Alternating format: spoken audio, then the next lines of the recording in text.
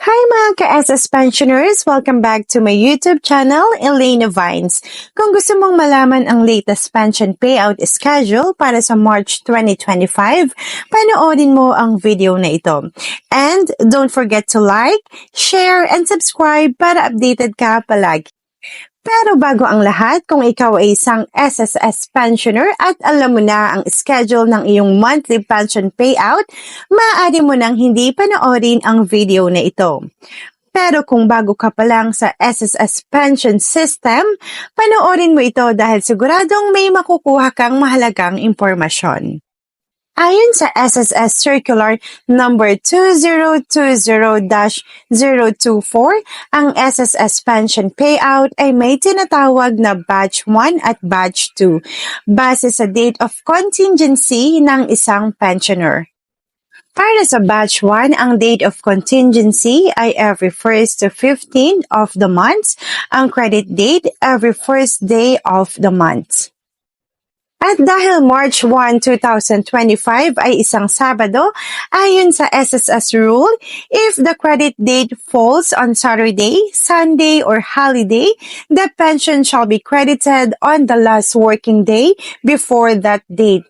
Ibig sabihin, ang Batch 1 pensioners ay makakatanggap ng kanilang March 2025 pension sa February 28, 2025 at ito ay Friday.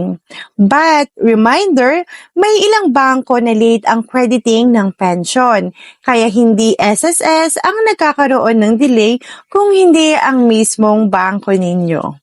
At para naman sa Batch 2, ang date of contingency ay 16 to 31st of the month at ang credit date every 16th day of the month. At dahil ang March 16, 2025 ay isang linggo, ang pension payout ng Batch 2 pensioners ay maibibigay sa March 14, 2025 at ito ay Friday. So ulitin natin, Batch 1 pensioners matatanggap ang pensyon sa Feb 28, 2025, Friday, at sa Batch 2 naman matatanggap ito sa March 14, 2025, Friday.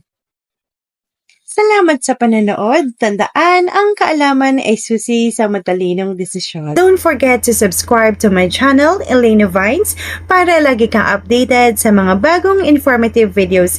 Hit that notification bell. Comment below kung may tanong ka at sasagutin namin. Like, share, and subscribe. Kita-kits sa next video.